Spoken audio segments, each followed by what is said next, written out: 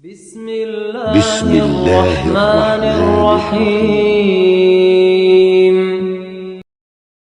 Bismillahirrahmanirrahim. Assalamualaikum warahmatullahi wabarakatuh. Alhamdulillahirabbil alamin wassalatu wassalamu ala asyrafil anbiya'i wal mursalin wa ala alihi wa sahbihi ajma'in wa ba'd. Nas'alullaha ayyamunna alaina bil ilmin nafi' wal amalis salih wa ayyaftalana futuhal arifin wa ayyufaqqihana fid din wa ayyarzuqana al ikhlas fil aqwali wal a'mal. Allahumma amin. Insyaallah kita lanjutkan kajian kitab Ayyuhal Walad lil Imam Al-Ghazali rahimahullahu taala rahmatal abrar. Pertemuan yang lalu kita sudah membahas nasihat Al-Imam Al-Ghazali di halaman 47 berkaitan dengan bagaimana jangan sampai kita menghabiskan waktu kita atau menyibukkan diri kita dengan ilmu-ilmu yang kita tidak butuhkan. Jadi kesimpulannya adalah jangan sampai kita menghabiskan umur kita untuk menuntut ilmu padahal ilmu itu tidak kita butuhkan. Nah, karena itu sama saja menghabiskan usia kita. Jangan sampai habis usia kita untuk menghafalkan ilmu, murojaah ilmu, menuliskan ilmu, sehingga itu melalaikan kita daripada bertaqarrub kepada Allah Subhanahu wa taala, mengamalkan ilmu yang telah kita pelajari. Kemudian di antara nasihat pekan lalu yang kita sudah ambil juga bahwasanya di sini Al-Imam Ghazali melihat kepada Injil bahwasanya Isa alaihissalam berkata dalam Injil bahwasanya seorang itu ketika diletakkan di suatu jenazah, diletakkan di atas keranda, kemudian dibawa menuju bibir kuburan, maka ketika itu jenazah itu atau mayit itu dimintai pertanggungjawaban atau pertanyaan sebanyak 40 pertanyaan. Di antara pertanyaannya adalah yaitu yaqul abdi taharta manzaral khalqi sinina wa ma taharta manzari sa'atun. Naam. Wahai hambaku, engkau telah mensucikan pandangan makhluk, apa yang dipandang dan menjadi penilaian makhluk, tetapi engkau sama sekali tidak pernah memperhatikan pandanganku.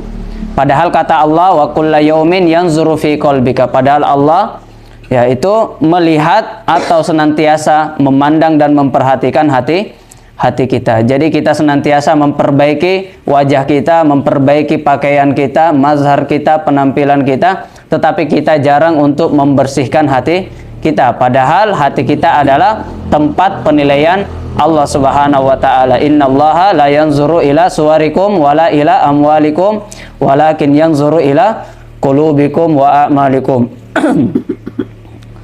Nah, kemudian di akhir nasihat pekan lalu yaitu Allah Subhanahu wa taala berfirman, "Matasna'u li ghairi wa anta mahfufun bi khairi." Jadi mengapa engkau capek-capek bekerja untuk orang lain padahal engkau diliputi dengan nikmat-nikmatku. Padahal kenikmatan yang seluruh kenikmatan yang engkau rasakan itu bersumber dari Allah Subhanahu wa ta'ala. Tapi kenapa kita hanya mau bekerja kepada manusia tapi tidak mau beribadah kepada Allah Subhanahu wa ta'ala? Fama bikum min ni'matin faminallah. Maka apapun kenikmatan yang kita rasakan, yang kita dapatkan, maka semua kenikmatan itu bersumber dari Allah Subhanahu wa ta'ala. Nah, ini pertemuan yang lalu. Sekarang kita lanjut nasihat yang selanjutnya di halaman 49.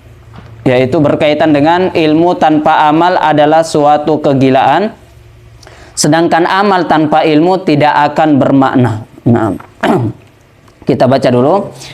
Qala al-musannif rahimahullah ta'ala, ayyuhal walad, al-ilmu bila amalin jununun, wal amalu bi ghairi ilmin la yakun.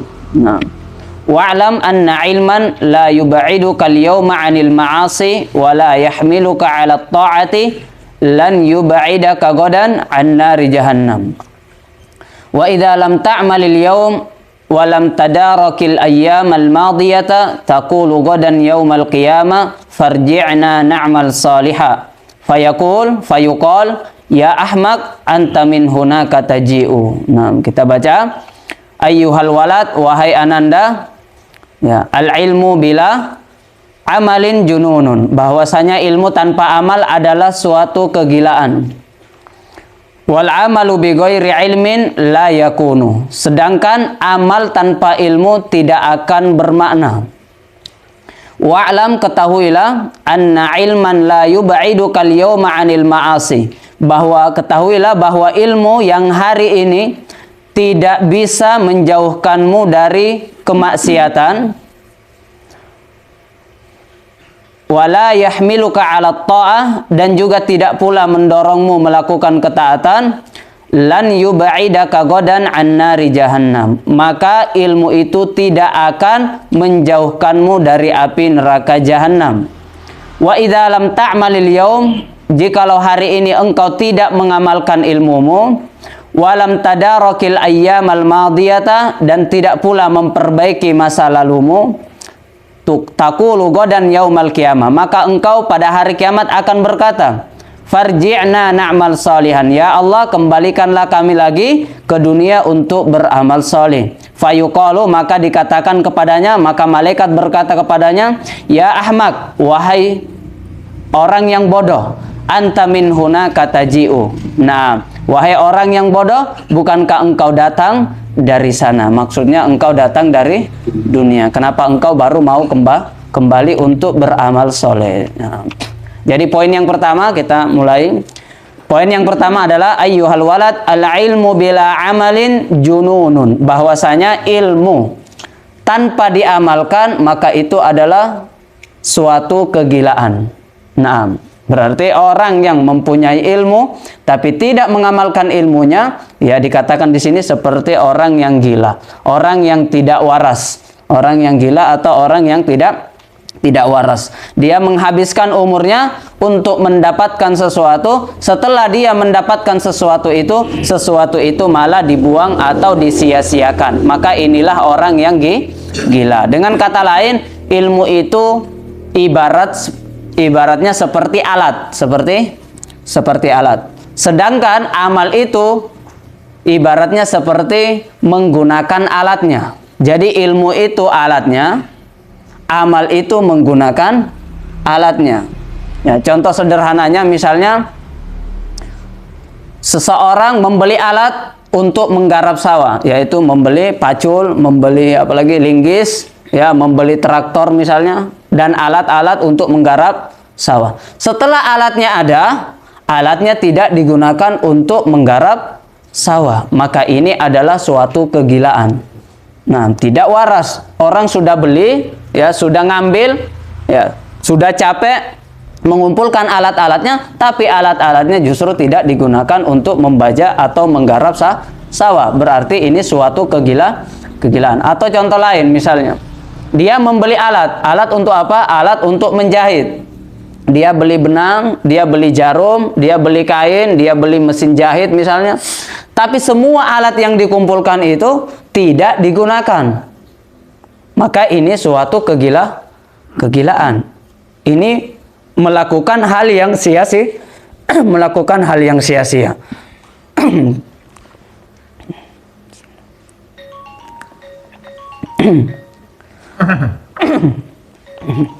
Wal amalu bi ghairi ilmin la yakun. Dan begitu pula dengan sebaliknya. Orang mau garap sawah, tapi tidak ada alatnya, tidak ada paculnya, tidak ada aritnya, tidak ada linggisnya, tidak ada traktornya. Maka ini tidak ada gunanya. Maka ya dia tidak bisa menggarap sawahnya, dia tidak bisa membajak sawahnya. Dia mau menjahit pakaian, tapi alatnya tidak ada jarumnya, tidak ada benangnya, tidak ada mesin jahitnya, tidak ada guntingnya untuk menggunting kainnya. Maka ini juga tidak akan jadi, ya, jahitannya tidak akan jadi. Kenapa? Tidak ada alatnya. Itulah yang dikatakan al-amalu bi ghairi ilmin la yakun. La yakun artinya apa? Zong. Ya, tidak mungkin, ya, tidak mungkin ada gitu. Nah, orang kalau mau garap tapi tidak ada alat, ya tidak mungkin jadi sawahnya. Nah, orang kalau mau menjahit tidak ada alat jahitnya, maka tidak bisa menjahit. Ya sama, orang kalau beramal tidak ada ilmunya, ya hasilnya zong. Nah, kita mulai tadi Berarti poin yang pertama di sini al-ilmu bila amalin jununun. Nah, ini juga bisa diumpamakan seperti orang apa? Orang yang menanam pohon, orang yang menanam tanaman, kemudian dia menyiramnya, menghabiskan waktunya untuk menjaga tanaman itu, memberikan pupuk kepada tanamannya. Setelah semua tanamannya itu berbuah, kemudian tiba-tiba dibakar. Nah, tiba-tiba dibakar. Ini suatu kegilaan. Bukankah ya tujuan kita menanam itu supaya kita memanen apa yang kita tanam? Bukankah tujuan daripada kita menanam itu supaya kita mendapatkan buahnya? Ya, tetapi ketika buahnya sudah keluar, maka ketika itu dibakar pohon itu. Maka ini suatu kegilaan. Ya sama, orang menghabiskan waktunya untuk menuntut ilmu. Orang menghabiskan waktunya untuk menuliskan ilmu. Orang menghabiskan waktunya untuk membaca ilmu. Ya, untuk mengumpulkan catatannya, untuk murojaah, untuk hadir di majelis ilmu. Tetapi ketika semua itu ilmunya sudah dihafalkan, sudah dipahami, sudah dipelajari, malah justru ilmunya tidak digunakan. Ilmunya tidak diamalkan. Ini adalah suatu kegilaan. Dia hanya menghabiskan umurnya dengan sesuatu yang sia-sia, bahkan menghabiskan umurnya dengan sesuatu yang akan mendatangkan bumerang terhadap dirinya sendiri, yang akan mendatangkan malapetaka di hadapan Allah Subhanahu wa Ta'ala. Kenapa? Ya karena dia menghabiskan ilmunya untuk menuntut ilmu, tetapi ilmu itu tidak diamalkan. Maka ilmu yang tidak diamalkan ini akan menjadi musuh bagi seseorang yang menuntutnya. Nah, di sini dikatakan oleh Fudail Ibn Iyad, la yazalul alimu jahilan bima alima hatta ya'mala bihi. Ya, katanya di sini orang yang berilmu itu masih dianggap bodoh sampai dia mengamalkan ilmunya. Nah, fa idza amila bihi kana aliman. Akan tetapi ketika dia mengamalkan ilmunya, maka dia ketika itu disebut sebagai seorang yang alim. Jadi kalau ada orang yang tahu ilmu, ya, maka orang yang mengetahui ilmu ini, yang memahami dan menghafal ilmu ini, tidak bisa dikatakan bahwa dia adalah orang yang alim. Sampai kapan? Sampai dia mengamalkan ilmunya. Ketika dia mengamalkan ilmunya, barulah bisa disebut dengan orang yang berilmu. Nah, maka semua orang itu binasa. Semua manusia ini binasa, kecuali siapa?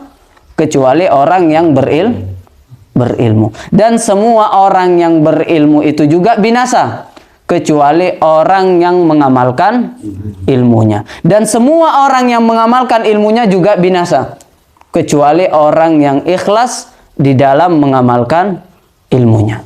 Nah, jadi pertama apa? Semua manusia, innal insana lafi khusrin. Semua manusia ini ya berada dalam khusrin, berada dalam kerugian, kebinasaan.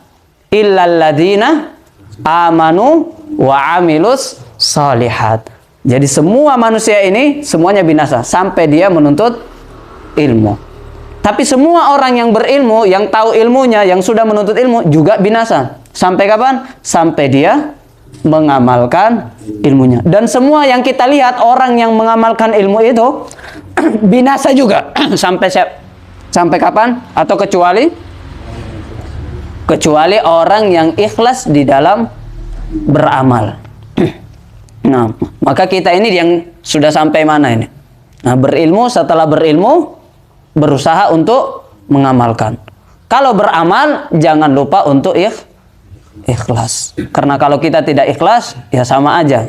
Kita hanya capek menuntut ilmu, capek mengamalkan ilmu, tapi kalau tidak ikhlas, rugi dunia dan akhirat. Nah, maka ini sangat merugi.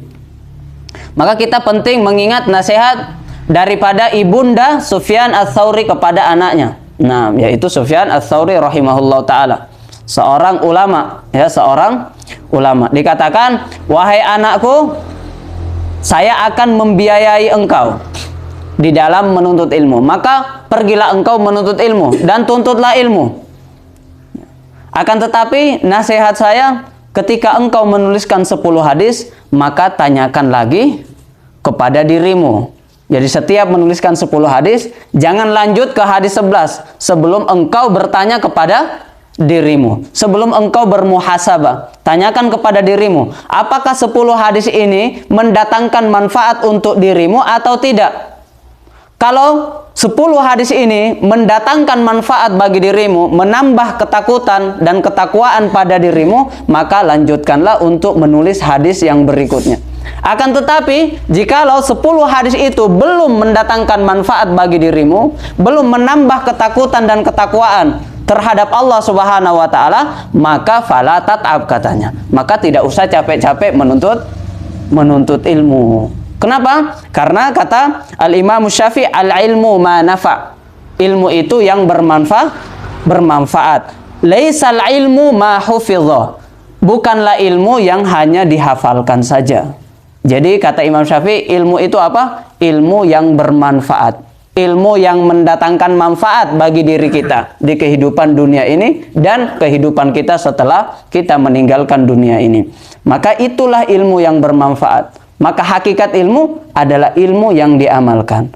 Hakikat ilmu, ilmu yang bermanfaat. Hakikat ilmu, ilmu yang menambah ketakutan kita kepada Allah Subhanahu wa taala. Innama yakhsyallaha min ibadihil ulama. Nah, jadi hakikat orang yang alim adalah orang yang senantiasa ketika ilmunya bertambah, maka bertambah pula takutnya kepada Allah Subhanahu wa taala. Innamal mu'minuna idza dzukirallahu wajilat qulubuhum. Ketika dia mendengarkan nama Allah Subhanahu wa taala disebutkan, maka wajilat qulubuhum, maka hatinya bergetar. Hatinya bergetar karena mendengarkan nama Allah Subhanahu wa taala disebutkan. Wa idza tuliyat alaihim ayatuhu zadathum imana. Ketika dia mendengarkan ayat-ayat Allah Subhanahu wa taala dibacakan, maka bergetarlah hatinya. Imannya bertambah.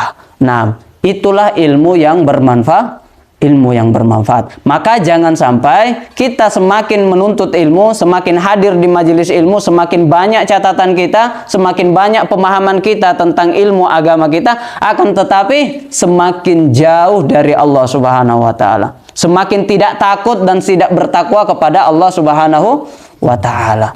Maka sebenarnya kita beribadah, kita beramal itu diantara tujuannya supaya kita menjadi pribadi-pribadi yang takut dan bertakwa kepada Allah Subhanahu wa taala. Ya ayyuhalladzina amanu kutiba alaikumusiyam kama kutiba alal ladzina min qablikum la'allakum tattaqun. Kenapa Allah Subhanahu wa taala memerintahkan kita berpuasa? Supaya kita menjadi hamba yang bertakwa. Apa itu hamba yang bertakwa? Hamba yang senantiasa takut kepada Allah Subhanahu wa taala. Takut kepada Allah Subhanahu wa taala. Jangankan satu gelas, setetes pun dia takut satu tetes itu masuk ke dalam perutnya, ke dalam tenggorokannya di saat dia berpuasa. Ya kan? Takut kepada Allah Subhanahu wa taala. Takut makan, takut minum. Maka itu dilatih. Jadi kita berpuasa sebenarnya supaya puasa ini mengantarkan kita menjadi pribadi-pribadi yang bertakwa dan takut kepada Allah Subhanahu wa taala. Maka jangan sampai puasa tapi takwa tidak bertambah. Ketakutannya kepada Allah Subhanahu wa taala tidak bertambah. Kita lihat lagi. Ibadah salat. Allah memerintahkan salat. Di antara tujuannya supaya kita tambah bertakwa dan takut kepada Allah Subhanahu wa taala. Ngomong ini halal, mubah. Kita berbicara itu mubah. Tapi kalau di dalam salat kita dilarang untuk berbicara. Satu kata pun kita takut untuk mengucapkan. Karena apa? Takut supaya salat kita ini batal. Artinya apa? Salat itu latihan supaya kita itu takut kepada Allah Subhanahu wa taala. Kita tidak boleh lari, kita tidak boleh berjalan, kita tidak boleh berbicara dengan orang yang berada di samping kita. Itu salat.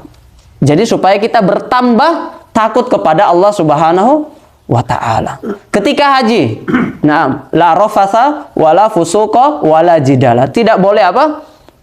Tidak boleh memakai pakaian yang berjahit ketika ihram, ya kan? Tidak boleh memakai penutup kepala ketika ihram, tidak boleh memakai wangi-wangian ketika ihram, tidak boleh mencabut bulu-bulu ketika ihram, mencabut rambut ketika ihram, tidak boleh. Kapan dia melakukan itu? Maka batal atau dia membayar denda. Nah, maka ketika berhaji juga, kenapa kita berhaji? Ya, di antara tujuan utama kita berhaji dan berumrah adalah supaya kita takut kepada Allah Subhanahu wa ta'ala. Nah, ketika kita berzakat, ya kita juga supaya takut. Nah, kenapa kita mengeluarkan harta kita?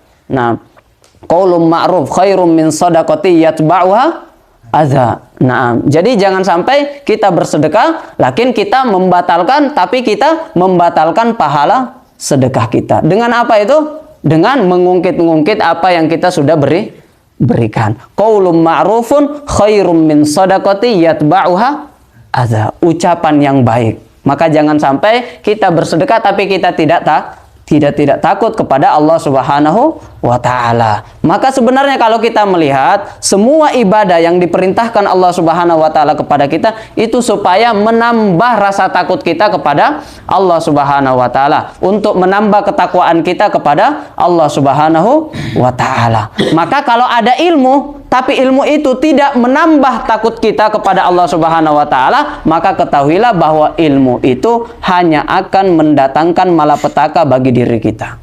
Nah, tapi kalau ada ilmu, semakin kita tahu ilmu itu, semakin bertambah takut kita kepada Allah, semakin bertambah amalan kita, taqarrub kita kepada Allah, maka ketahuilah ilmu itu akan mendatangkan manfaat bagi kita dunia dan di akhirat.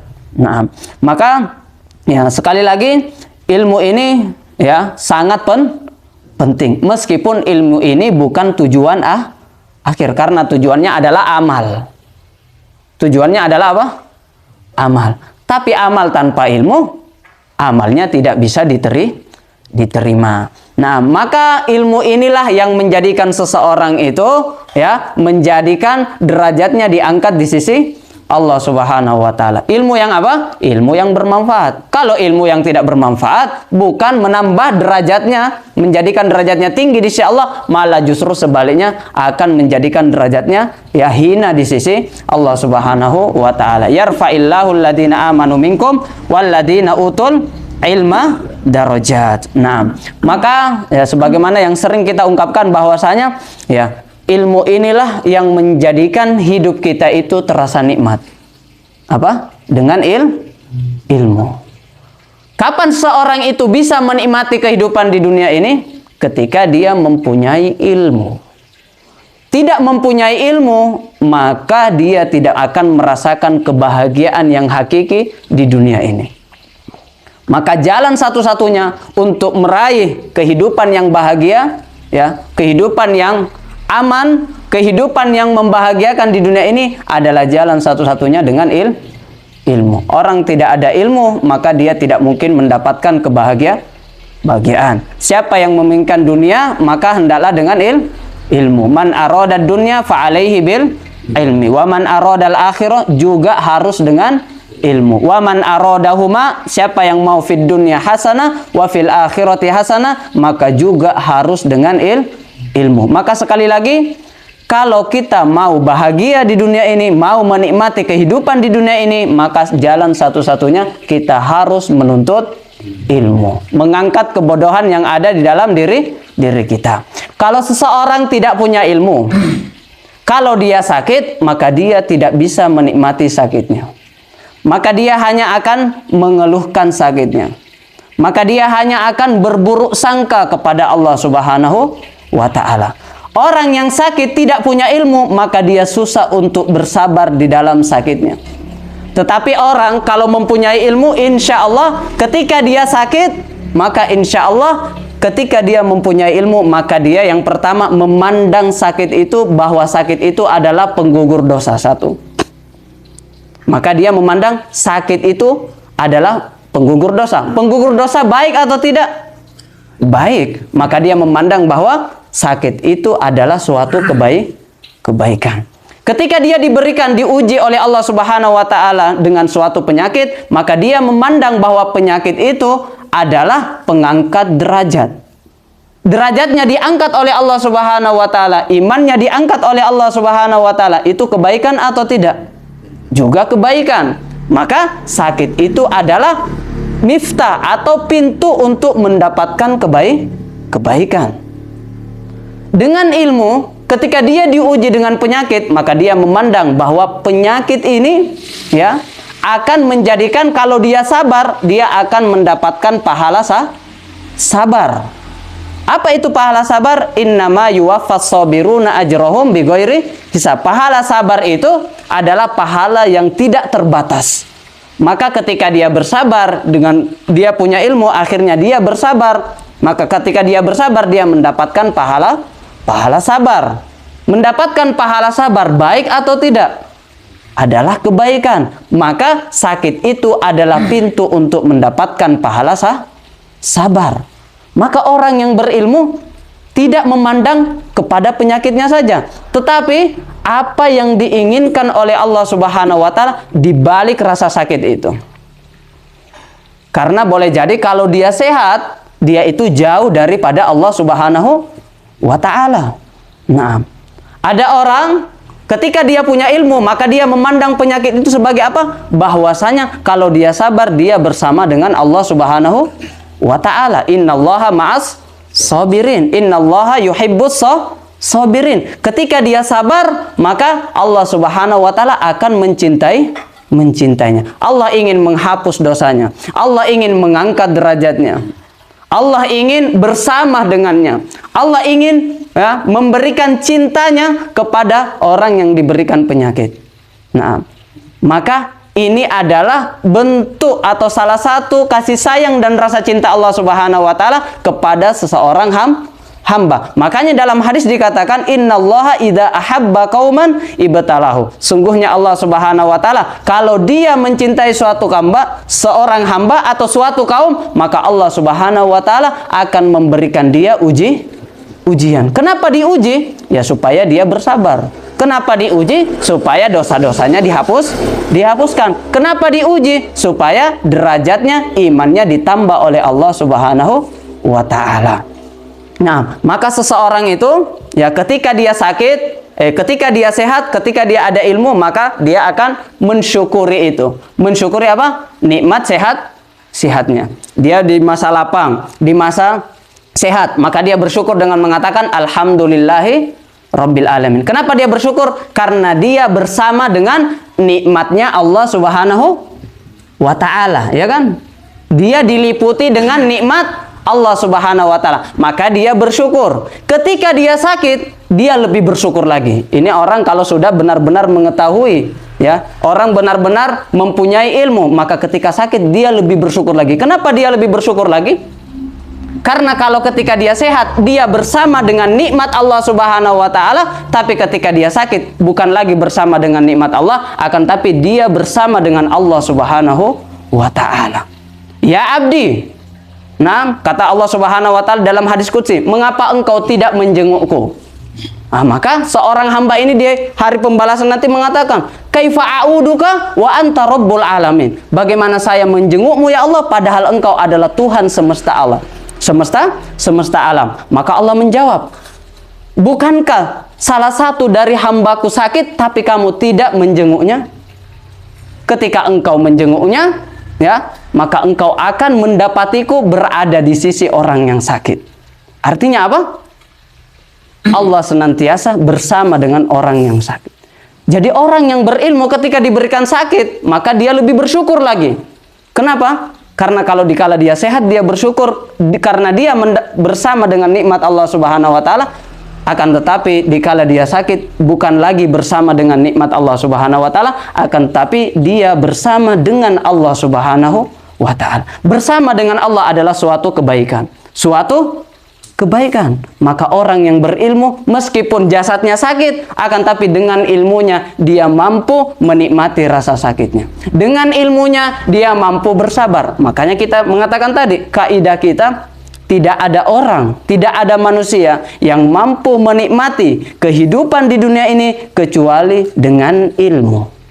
Nah, ketika dia kaya, ada ilmunya, maka dia tahu harta itu, ya, diinfakkan kemana. Nah, kalau ada ilmunya. Ketika dia kaya, maka ketika ada ilmunya, dia mampu mensyukuri nikmat harta itu. Dia rajin untuk bersedekah. Dia rajin untuk membantu orang yang membutuhkan. Tapi kalau dia ditakdir miskin, dia punya ilmu, maka dia juga mampu bersabar di dalam kemiskinan itu.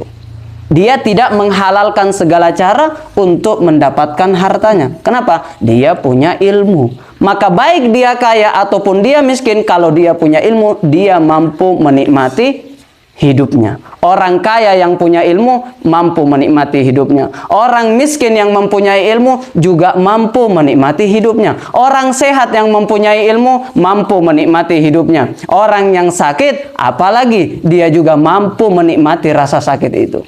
Nah, ketika dia diberikan nikmat, dia juga mampu. Ketika dia mempunyai ilmu, dia mampu mensyukuri nikmat-nikmat yang diberikan Allah Subhanahu wa taala kepadanya. Dia menggunakan nikmat-nikmat itu untuk mengabdi, untuk beribadah kepada Allah Subhanahu wa taala. Akan tapi ketika diberikan ujian, cobaan, maka ketika dia mempunyai ilmu, dia juga mampu berbaik sangka kepada Allah Subhanahu wa taala, dia mampu bersabar kepada Allah Subhanahu wa taala dari ujian yang dirasakannya. Maka baik dia mendapatkan nikmat, diberikan ujian. Kalau semua orang ini mempunyai ilmu, insya Allah dia mampu menikmati hidupnya. Artinya apa? Ajaban li amril mu'min kullu amruhu lahu khair. Sungguh menakjubkan urusan seseorang mukmin. Semua urusannya baik. Dia miskin baik, dia kaya juga baik. Nah, dia sakit baik, dia sehat baik. Dia mendapatkan nikmat baik, mendapatkan musibah juga baik. Maka alhamdulillahi ala kulli hal. Segala puji bagi Allah Subhanahu wa ta'ala dengan segala kondisi yang menimpa kita. Maka sekali lagi, kalau kita mau menikmati hidup ini, maka kuncinya adalah al-ilmu. Kuncinya adalah al-ilmu. Nah, maka sekali lagi, pandang sesuatu itu jangan memandangnya dengan zohirnya saja. Ketika Allah menguji kita, maka pandang apa yang Allah inginkan ketika memberikan ujian itu. Ya kan? Allah memberikan kita kesulitan, berarti Allah menginginkan kita apa? Ingin memberikan dua kemudahan. Inna ma'al usri yusra. Itu sampai diulang dua kali, ya kan? Inna ma'al usri yusra. Setiap ada satu kesulitan, pasti ada dua kemudahan. Tapi Allah tidak memberikan dua kemudahan itu, kecuali Allah sudah memberikan kesulitan. Seperti itu. Nah, seorang pedagang itu, kalau dia mau untung, dia harus keluar dulu, ya kan? Dia harus mengeluarkan 10.000 dulu. Itulah kesulitannya, harus keluar dulu, harus modal dulu. Setelah itu, barulah datang 20.000. Tapi kalau modalnya tidak keluar-keluar, nah, bisa untung atau tidak? Tidak bisa untung, ya kan? Jadi, untung itu harus dipancing juga. Seperti itu, kemudahan yang ada, ya, yang kita rasakan ini harus dipancing dulu. Allah berikan dulu kesulitan. Sabar atau tidak? Sabar atau tidak? Baik sangka atau buruk sangka? Nah, semuanya hanyalah ujian. Semua adalah ujian. Semua kenikmatan yang kita rasakan di dunia ini adalah ujian. Nah, jadi tidak ada kenikmatan yang hakiki di dunia ini. Semua kesenangan, semua kenikmatan yang kita rasakan di dunia ini adalah ujian. Musibah juga adalah ujian. Jadi hakikat dari nikmat, hakikat dari kesenangan yang diberikan Allah di dunia ini, itu sebenarnya bukan kesenangan, tapi itu adalah ujian. Hakikat dari musibah atau ujian yang menimpa kita, yang diberikan Allah Subhanahu wa taala kepada kita untuk menguji kita, itu bukan musibah, tapi itu adalah ujian. Jadi sekali lagi, pandang kenikmatan itu sebagai ujian, pandang musibah itu juga sebagai ujian. Pandang kesenangan yang kita rasakan di dunia ini sebagai ujian. Nah, bukan sebagai kesenangan. Karena selama kita di dunia ini, maka selama itu kita diuji. Kapan kesenangan kita bisa merasakan kesenangan yang hakiki? Ya ketika kita sudah meninggalkan dunia ini. Ketika kita sudah meninggalkan dunia ini. Nah, ini yang pertama. Jadi ini kalau berbicara tentang fadhail ilmu ini sudah sering kita ulang ya kan? Nanti man salaka tariqan yaltamisu fihi ilman sahalallahu lahu bihi tariqan ilal jannah. Nah, kita keluar ya. Dari rumah kita pergi ke majelis ilmu seperti ini, itu seakan-akan kita itu berjalan menuju apa? Menuju surganya Allah Subhanahu wa taala. Ya, ketahuilah bahwa ini sebenarnya apalah? Ibaratnya adalah taman-taman surga, raudhatun min riyadil jannah. Maka tidak ada kerugian kita hadir di majelis ilmu. Jangan sampai kita menganggap bahwa rezeki itu hanya sifatnya harta. Ya, hanya sifatnya gaji, uang, rumah, mobil, ya itu juga bagian dari rezeki, tapi itu rezeki yang paling kecil, yang paling rendah. Hakikat rezeki yang sesungguhnya ketika kita diberikan kesempatan oleh Allah Subhanahu wa taala untuk melangkahkan kaki kita ke taman-taman surga. Itu adalah rezeki. Ketika kita masih diberikan kesempatan untuk membaca dan mempelajari ilmu-ilmu agama, itu juga bagian daripada rezeki. Jadi inilah rezeki yang tidak terhingga. Biasanya orang itu, kenapa kamu sholat duha? Supaya rezekinya dilancarkan. Dia lupa bahwasanya dia ditakdir untuk sholat duha itu adalah rezeki yang tidak tertandingi. Ya, dia ditakdir sujud dan menyembah Allah Subhanahu wa taala, itulah hakikat daripada rezeki. Nah, lebih besar daripada rezeki harta dan kenikmatan-kenikmatan duniawi. Kemudian wal amalu bi ghairi ilmin la yakun. Adapun amal ya, kalau tidak dibarengi dengan ilmu, maka ini zong. Tidak ada nilainya, tidak ada maknanya, tidak ada gunanya. Kenapa? Karena salah satu syarat diterimanya amal kita harus dilandasi dengan ilmu. Syarat diterimanya amal atau ibadah adalah dua. Yang pertama ikhlas, yang kedua adalah mutaba'ah. Mutaba'ah ini harus sesuai dengan ajaran agama, harus sesuai dengan tuntunan, harus sesuai yang diajarkan dan berlandaskan dengan ilmu agama. Artinya kalau ada amal tidak dilandasi dengan ilmu, maka bisa dipastikan amalan itu pasti tertolak. Makanya dikatakan di sini wal amalu bi ghairi ilmin la yakun. Amal tanpa ilmu maka itu tidak bermakna, tidak ada, atau dengan kata lain zong. Nah, makanya ada orang-orang ya dikatakan bahwasanya kul hal nunabbiukum bil akhsarina a'mala alladzina dhalla sa'yuhum fil hayatid dunya. Jadi ada orang-orang itu yang sudah merasa amalnya banyak, tapi ternyata amalnya zong.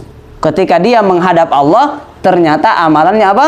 Haba'am mansura. Dalam ayat yang lain dikatakan wa qadimna ila ma amilu min amalin faja'alnahu haba'am mansura. Ya, didatangkan amal-amalnya. Amalannya sangat banyak. Dia sholat, dia puasa, dia haji, bolak-balik ke Mekah, ya. Banyak sekali amalan-amalannya.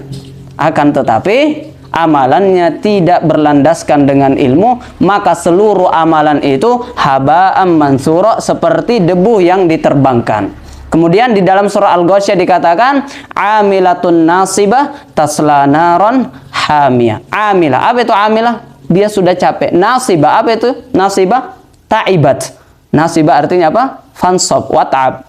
Berarti amilatun nasibah. Di dunia dia sudah capek beramal. Kalau umurnya 40 tahun, mungkin seluruh umurnya itu digunakan untuk beramal. Beramal. Setiap hari sholat, setiap hari puasa. Ya, sering berpuasa, setiap hari beramal soleh. Akan tetapi amalannya tidak berlandaskan ilmu, tasla naron hamiyah. Maka tempat kembalinya adalah neraka. Maka jangan sampai kita termasuk apa?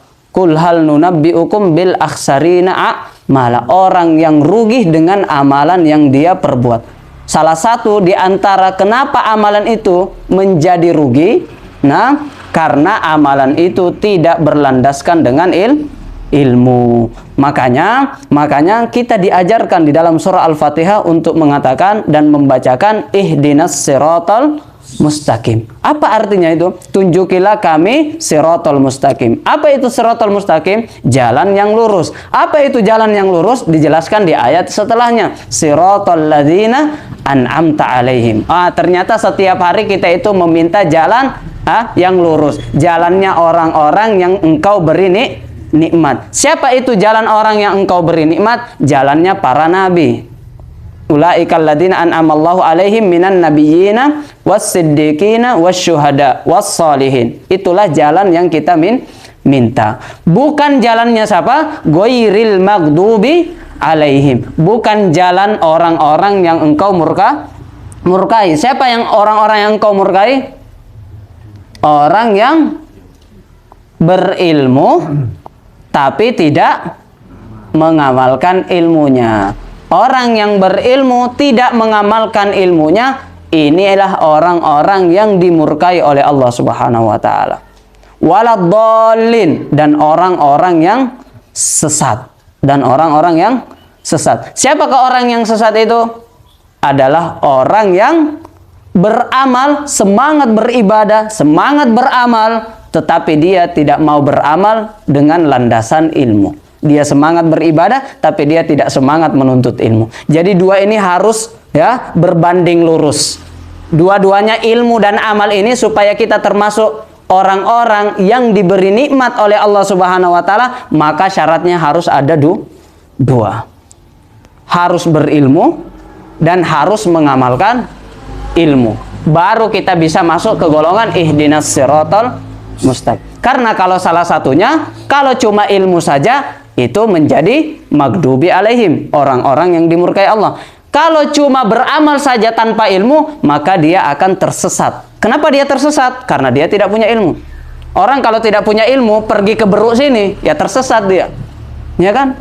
Karena ilmu itu apa? Nurun. Makanya kata para ulama, al-ilmu nurun. Ilmu itu cahaya. Coba kita berjalan di malam hari tanpa cahaya. Kalau tidak ada cahaya, maka kita tidak akan sampai ke tujuan kita. Kita akan mudah tersesat. Itulah orang yang beramal tanpa ilmu. Maka sekali lagi kita ulang-ulang terus ini. Ilmu amal. Ilmu amal. Innal insana lafi khusrin illal ladzina amanu. Kecuali orang yang berilmu. Wa amilus shalihat. Kecuali orang-orang yang beramal saleh atau mengamalkan ilmunya. Nah, cukup dulu atau lanjut ini? Cukup dulu ya. Sudah dulu. Ya, semoga yang kita pelajari hari ini menambah ketakwaan kita, menambah takutnya kita kepada Allah Subhanahu wa taala. Semoga kita tidak termasuk orang-orang yang dimurkai Allah Subhanahu wa taala dan juga orang-orang yang tersesat. Nah, dan semoga kita digolongkan bersama orang-orang yang diberi nikmat oleh Allah Subhanahu wa taala, itu bersama para nabi, bersama para siddiqin wasyuhada wassalihin. Amin ya rabbal alamin. Mungkin cukup sekian, kurang dan lebihnya mohon dimaafkan. Nakhtatim bidoa kafaratil majlis. Subhanakallahumma bihamdika asyhadu an la ilaha illa anta astaghfiruka wa atubu ilaik. Sallallahu ala sayyidina Muhammad. Syukran wa barakallahu fikum. Ilaikum minni atyabut tahiyyat. Assalamualaikum warahmatullahi wabarakatuh.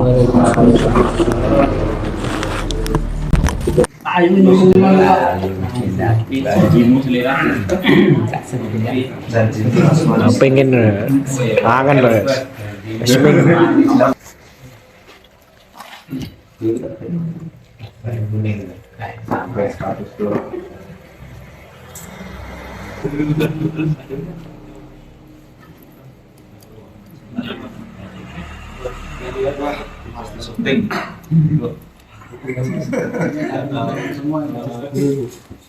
Jadi manis